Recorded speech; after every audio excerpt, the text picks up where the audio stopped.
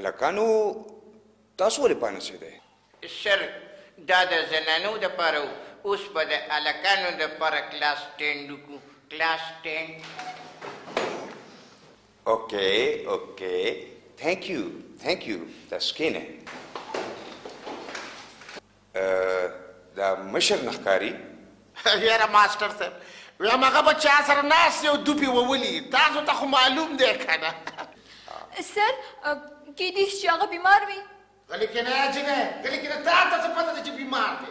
وایم سهار وختي مې په خپلو سترګو ولیده د پانچو والا په دوکان ناستو پانچې یې خوړل. اوکې معافي غواړم مو لږ ناوخت شو خفه نه شو. ته په وخت کله راغلی چې نن به په وخت راتلې.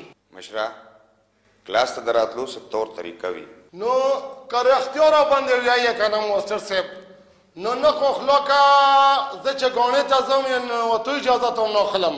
ګوره په ګاڼې کې او په کلاس کې فرق وي. نو ماسټر صاحب فرق خو شته فرق خو ډېر زیات دی خو چې اهلې کسه که نه زه چې په کلي کې 100 روپۍ بنډې اخلم ته خبر یې زړوکی وې تللی کم دومره کې ډېرو کې بیا یې کوله ته یوسم دلته په خور کې چې زه 100 روپۍ بنډې اخلم نو ګوتې کې یو کې داسې دا به منې خورې خمبسې او اډرکې د وازګو کې ته خو چې د روزانه چرګان خورې.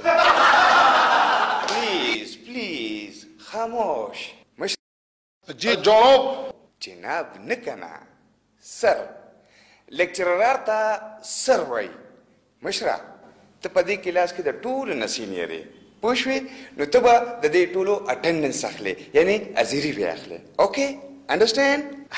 ماسټر صاحب مشر صرف حاضري اخیستی شي نور دی په 115 په خپل هم نه دی. سرخه زه یې حاضري لکم شمېر یم یې ښه 58 جناب نه رښتیا سر وړکې خو ټول پوره دي برابر ناستې کې لاس کې که نه خو یو وړکی نه راغلی دا یې منې. اوس تاسو ټول خپل کتابونه راواخلئ. سکه د ټوخي په هوتله ولې ماسټر صاحب وایي چې کتابونه راواخلئ. خبره خو وره که نه هغه وایي چې کتابونه کلو کې وایي ناجوړه ته خو په هېڅ نه پوهېږې. والله چې دې نن سمه خبره وکړه په رښتیا او ناجوړه دی. ته ولې په دې جس پورې نښتې؟ بای دا څه شی کوي ناجوړه ته به ناجوړه نه وي